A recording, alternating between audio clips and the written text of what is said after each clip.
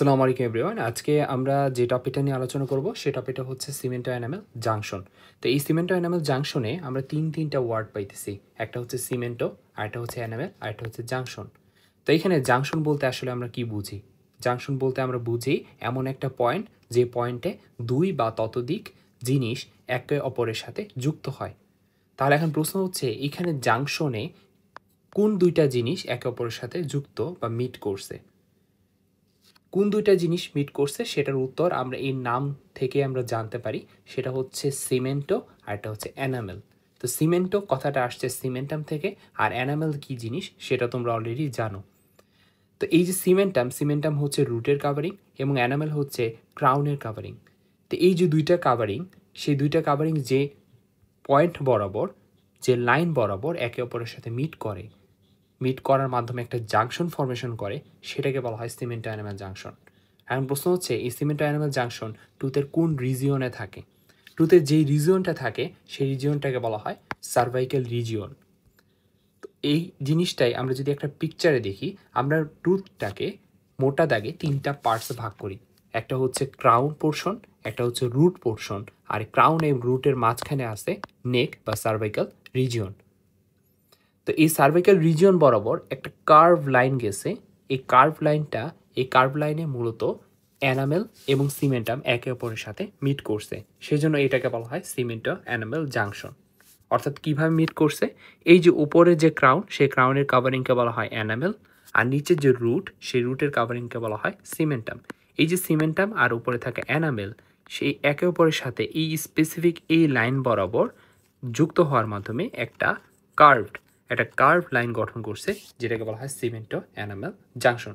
তাই এখন আমরা বুঝে ফেলছি সিমেন্টো এনামেল জাংশন কী জিনিস। তো এবার চলে আসি সিমেন্টো এনামেল জাংশনের টাইপস। তো টাইপস যদি চিন্তা করি, তাহলে প্রথমত জিনিসটা বলতে হয় সেটা হচ্ছে আমরা যদি সার্ভিক্যাল রিজিয়নে দেখি, তাহলে দেখবা তিনটা টাইপের সিমেন্টো এনামেল জাংশন আমরা দেখতে পারবো। কি কি? একটাতে তোমার নিচে এটাকে বলা হয় সিমেন্টাম, আর এটা হচ্ছে এনামেল। ক্লিয়ার? আমরা একটা সাইড থেকে দেখাচ্ছি এই বিষয়টা। তাহলে এই জায়গায় একটু দেখো তো, এই সিমেন্টামটা এনামেলের ওপরে কিছুটা অংশ কি করে ফেলছে, ওভারল্যাপ করে ফেলছে, তাই না? এই জায়গাটা। বাট এই জায়গায় দেখো তো সেকেন্ড পিকচারে কি হয়েছে, এনামেলটা যে জায়গায় শেষ হয়েছে, সিমেন্টামও ঠিক একই জায়গায় যায় শেষ হয়েছে। কেউ কাউকে ওভারল্যাপ করে নাই এই ক্ষেত্রে। আর লাস্টে থার্ড নাম্বারে জিনিসটা সেটা হচ্ছে যেই জায়গায় এনামেল শেষ হয়েছে ওই জায়গায় সিমেন্টাম শেষ হয় নাই। এই দুইটার মাঝখানে, এনামেল এবং সিমেন্টামের মাঝখানে একটা গ্যাপ রয়ে গেছে। তাহলে আমরা তিনটা সিনারিও দেখলাম। প্রথমটাতে কি হলো? প্রথমটাতে সিমেন্টাম এনামেলকে কিছুটা পোর্শন বা কিছুটা অংশে ওভারল্যাপ করে ফেললো। আর সেকেন্ডটাতে আমরা কি দেখলাম?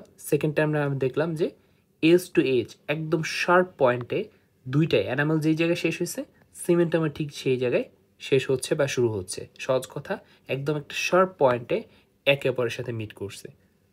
আর থার্ড নাম্বারটাতে আমরা কি দেখলাম? দুইটার মাঝখানে একটা গ্যাপ রয়ে গেছে। তো এই তিনটাই হচ্ছে টাইপস অফ সিমেন্টো অ্যানিমাল জাংশন। এখন প্রশ্ন হচ্ছে কোনটা কত পার্সেন্টে পাওয়া যায়?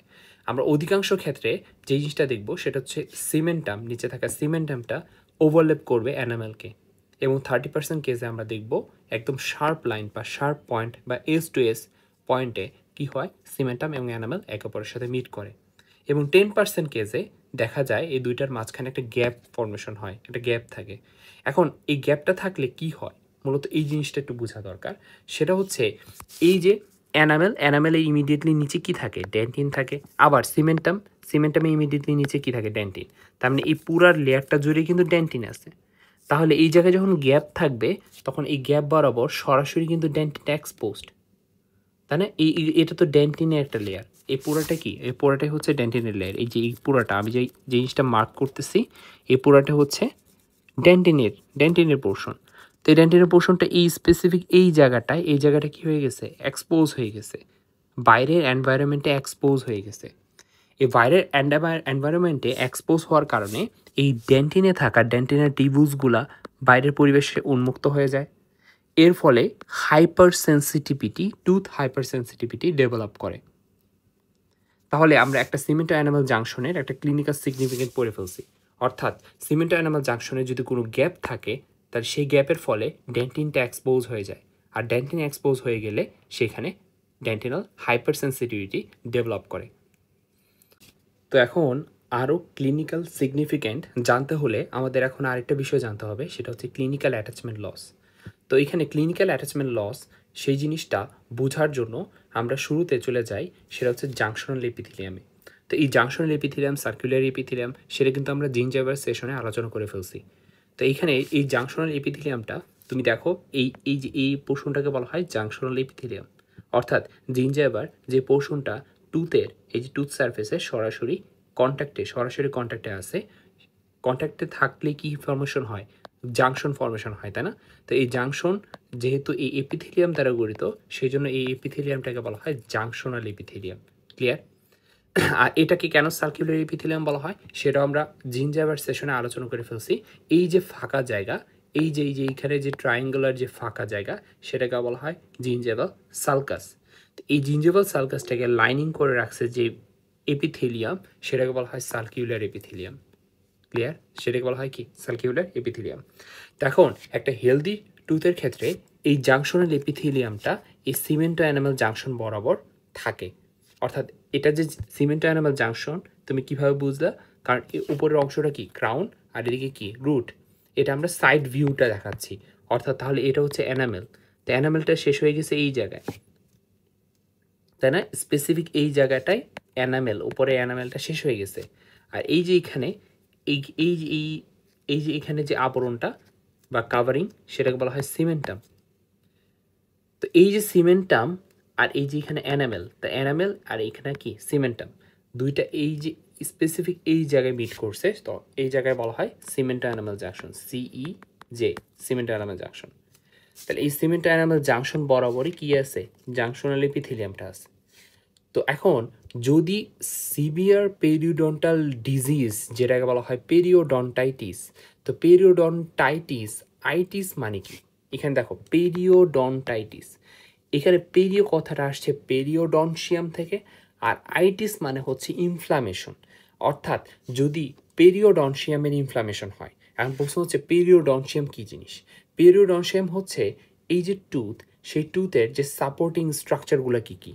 অর্থাৎ এই টুথটা, এই সকেটের মধ্যে টুথটা যে এইভাবে আসে, এটাকে কে কে সাপোর্ট করে রাখছে? একটা হচ্ছে এই অ্যালভিওলার বোনটা, AB অ্যালভিওলার বোন, এই যে জিঞ্জাইভা বা গাম, এবং এই যে টুথ আর এই যে AB অ্যালভিওলার বোন, এই দুইটার মাঝখানে একটা স্পেস আছে না, সেই স্পেসটাকে বলা হয় পেরিওডন্টাল লিগামেন্ট স্পেস। অর্থাৎ এই জায়গায় কিছু পরিমাণ ফাইবার থাকে, তো এগুলাকে বলা হয় পেরিওডন্টাল লিগামেন্ট বলা হয়। তাহলে পেরিওডন্টাল লিগামেন্টও কিন্তু সাপোর্টে কাজ করতেছে। তাহলে পেরিওডনশিয়ামের পার্টসগুলো কি কি আমরা অলরেডি পড়ছি, সেটা হচ্ছে এই যে গাম, আর এখানে অ্যালভিওলার বোন, আর এখানে পেরিওডন্টাল লিগামেন্ট। শুধু তাই না, এই যে রুটের যে কাভারিং, সেটা সিমেন্টাম, সেটা অন্তর্ভুক্ত। তো এখন প্রশ্ন হচ্ছে এই পেরিওডনশিয়াম যখন ইনফ্ল্যামড হবে, অর্থাৎ এই যে গাম জিঞ্জাইভা ইনফ্ল্যামড, আবার অ্যালভিওলার বোন কী হয়ে গেছে? রিজর্ভ বা লস্ট হয়ে গেছে জায়গায় জায়গায়। আবার দেখা গেছে যে এখানে তোমার পেরিওডন্টাল লিগামেন্টগুলো, সেগুলো কী হবে? সে পেরিওডন্টাল লিগামেন্টের যে অ্যাটাচমেন্ট, সেটা লস হওয়া শুরু করবে। তো এই টোটাল কন্ডিশনটাকে বলা হয় পেরিওডন্টাল ডিজিজ বা পেরিওডন্টাইটিস। তো এই পেরিওডন্টাইটিসে কি হয়? পেরিওডন্টাইটিসে এই যে জাংশনাল এপিথেলিয়াম, সেই জাংশনাল এপিথেলিয়ামের এপিক্যাল মাইগ্রেশন ঘটে। এখন এপিক্যাল মাইগ্রেশন বুঝবা কীভাবে? যেদিকে রুটে, সহজ কথা, রুটের অ্যাপেক্সের দিকে যে যদি কোনো মাইগ্রেশন হয়, তখন সেটাকে বলা হয় এপিক্যালি। সহজ কথা, এপিক্যালির ডিরেকশন কোনটা? এপিক্যালির ডিরেকশন হচ্ছে রুটের অ্যাপেক্সের দিকে। অর্থাৎ এই জিনিসটা যদি আমরা এই টুথ থেকে বুঝাই, এটা হচ্ছে অ্যাপেক্স, তাই না? এটা কি? এটা হচ্ছে অ্যাপেক্স। তো অ্যাপেক্সের দিকে তার মানে এপিক্যালি, আর ক্রাউনের দিকে তাহলে সেটা হচ্ছে করোনারি। ক্লিয়ার? তাহলে এই জাংশনাল এপিথেলিয়াম যদি এই জায়গায় থাকে, সেই জাংশনাল এপিথেলিয়াম কোথায় নেমে আসবে? নিচের দিকে নেমে আসবে, অর্থাৎ এপিক্যালি নেমে আসবে। আরেকটা কন্ডিশন কি? অ্যালভিওলার বোনটা কী হয়ে যাবে? লস হয়ে যাবে। এই জায়গায় অ্যালভিওলার বোন কত সুন্দর ছিল, পরবর্তীতে এই যে কী হয়ে গেছে? রিজর্ভ, জায়গায় জায়গায় রিজর্ভ হয়ে গেছে। তো এই রিজর্ভ হওয়ার কারণে এখানে অ্যাটাচমেন্টও লস হয়ে যায়, পেরিওডন্টাল লিগামেন্ট অ্যাটাচমেন্টও লস হয়ে যায়। এই লস হওয়ার কারণে আলটিমেটলি একটা জিনিস খেয়াল করছো যে আগে এই গামটা কত সুন্দরভাবে অ্যাটাচমেন্ট ছিল, তাই না? এই জায়গায় বরাবর কী ছিল, জাংশনাল এপিথেলিয়াম ছিল, যে এই জাংশনাল এপিথেলিয়াম। সেই জাংশনাল এপিথেলিয়ামটা কোথায় চলে আসছে, অনেকটা নিচে এসে পড়ছে না? তো এই যে জাংশনাল এপিথেলিয়াম অনেকটা অ্যাপেক্সের দিকে নিচে নেমে আসছে, অর্থাৎ এপিক্যালি মাইগ্রেশন করছে। তো এই এপিক্যালি মাইগ্রেশন কেন করছে, কারণ এই জায়গায় যে অ্যাটাচমেন্টটা ছিল সে অ্যাটাচমেন্টটা লস হয়ে গেছে। অ্যাটাচমেন্ট লস হইতে হইতে হইতে হইতে হইতে হইতে এইখানে জাংশনাল এপিথেলিয়ামটা চলে আসছে। তাহলে জাংশনাল এপিথেলিয়াম ছিল আগে এই জায়গায়, অর্থাৎ এই জায়গায় জাংশনাল এপিথেলিয়াম ছিল, সেটা কোথায় নেমে আসছে, এপিক্যালি অ্যাপেক্সের দিকে, রুটের অ্যাপেক্সের দিকে। এর ফলে এই জায়গায় একটা খালি পকেট ফরমেশন হয়েছে, সেই পকেটটাকে বলা হয় পেরিওডন্টাল পকেট। ক্লিয়ার? তাহলে পেরিওডন্টাল পকেটটা কেন ফরমেশন হলো, ক্লিনিক্যাল অ্যাটাচমেন্ট লসের কারণে। ক্লিনিক্যাল অ্যাটাচমেন্ট লস কী জিনিস, আগে একটা হেলদি টুথের ক্ষেত্রে এই জাংশনাল এপিথেলিয়ামটি ছিল সিমেন্টো অ্যানিমাল জাংশন বরাবর, বাট পরবর্তীতে যখন পেরিওডন্টাল ডিজিজ হয়েছে তখন এই জাংশনাল এপিথেলিয়ামটা এপিক্যালি মাইগ্রেশন করছে, অর্থাৎ এখন জাংশনাল এপিথেলিয়ামটা আছে এই জায়গায়, ঠিক স্পেসিফিক এই জায়গায়। আর এই জায়গায় থাকার কারণে যেহেতু এখানে একটা কি ফর্মেশন হয়েছে, একটা পকেট ফর্মেশন হয়েছে, এই পকেটটাকে বলা হয় পেরিওডন্টাল পকেট। ক্লিয়ার? এখন এই পেরিওডন্টাল পকেট বা ক্লিনিক্যাল অ্যাটাচমেন্ট লস এগুলোর সাথে সিমেন্ট অ্যানিমাল জাংশনের সম্পর্ক কি? সম্পর্ক হচ্ছে এই কতটুক পেরিওডন্টাল পকেট, মানে পেরিওডন্টাল পকেটের ডেপথ কতটুক, এই পকেটের ডেপথ মাপার জন্য আমার এই সিমেন্ট অ্যানিমাল জাংশন দরকার।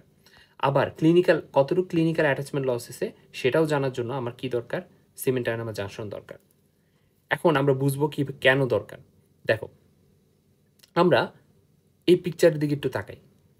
এখানে সিম্পলি দেখা আছে এই জায়গাটা কি পেরিওডন্টাল পকেট ফর্মেশন হয়েছে। আর পেরিওডন্টাল পকেট ফর্মেশন কেন হয়েছে, কারণ ক্লিনিক্যালি অ্যাটাচমেন্ট লস হয়েছে।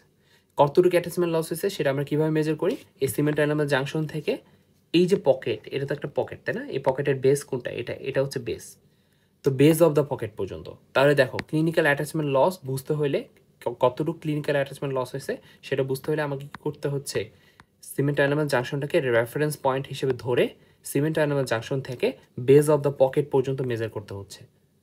তো এটা একটা ক্লিনিক্যাল সিগনিফিকেন্ট। তাহলে আমরা আরেকটা ক্লিনিক্যাল সিগনিফিকেন্ট পড়ে ফেললাম। তাহলে ফার্স্ট অফ অল কী পড়লাম, প্রথম জিনিসটা পড়ছিলাম সেটা হচ্ছে যদি গ্যাপ না থাকার কারণে ডেন্টিনটা এক্সপোজ হয়ে যায়, মানে গ্যাপ থাকার কারণে, অর্থাৎ সিমেন্টাম এবং অ্যানামেলের মাঝখানে গ্যাপ থাকার কারণে ডেন্টিন এক্সপোজ হয়ে যায়, এর ফলে কি হাইপার সেন্সিটিভিটি ডেভেলপ করে, এটা একটা বিষয়। আবার জাংশনাল এপিথেলিয়ামের অ্যাটাচমেন্টটা কোন লেভেল বরাবর থাকে, হেলদি টিথের ক্ষেত্রে সিমেন্ট অ্যানিমাল জাংশন বরাবর থাকে, বাট যখন পেরিওডন্টাল ডিজিজ প্রোগ্রেস করবে তখন এটা কি করে, ক্লিনিক্যাল অ্যাটাচমেন্ট লস হয়, এর ফলে জাংশন এপিথেলিয়ামের এপিক্যাল মাইগ্রেশন ঘটে, এর ফলে একটা পকেট ফর্মেশন হয়। এই যে পকেটটা ফর্মেশন হয়েছে, কেন ফর্মেশন হয়েছে, ক্লিনিক্যাল অ্যাটাচমেন্ট লস বা অ্যাটাচমেন্ট লস এর কারণে। এই অ্যাটাচমেন্ট লসের অ্যাসেসমেন্ট বা কতটুকু লস হয়েছে সেটা বোঝার জন্য আমরা কার সহায়তা নিই, সিমেন্ট অ্যানিমাল জাংশনের সহায়তা নিই, অর্থাৎ সিমেন্ট অ্যানিমাল জাংশন থেকে ওই পেরিওডন্টাল পকেট ডেপথ, অর্থাৎ পেরিওডন্টাল পকেটের যে বেস, সেই বেস পর্যন্ত আমরা মেজার করি। ক্লিয়ার? তাহলে আমরা সিমেন্ট অ্যানিমাল জাংশন কী কী কাজে লাগলো, ক্লিনিক্যাল অ্যাটাচমেন্ট লসের মেজার বা অ্যাসেসমেন্ট করার কাজে আমরা লাগলো। আরেকটা হচ্ছে সিমেন্ট অ্যানিমাল জাংশন বরাবর কী থাকে, হেলদি টিতে জাংশনের এপিথেলিয়াম থাকে। আবার এই সিমেন্ট অ্যানিমাল জাংশনটাই আবার কি করে, অনেক সময় ডেন্টিনাল হাইপার সেন্সিটিভিটি ঘটায়, কখন, যদি দুইটার মাঝখানে গ্যাপ থাকে, যেমন এই জায়গায় গ্যাপ থাকে। কেন? কারণ ডেন্টিনটা এক্সপোজ হয়ে গেছে। তো আশা করি এটা ক্লিনিক্যাল সিগনিফিকেন্টটা বুঝে ফেলছো। তো সকলকে ধন্যবাদ, আজকের লেকচারে এই পর্যন্তই।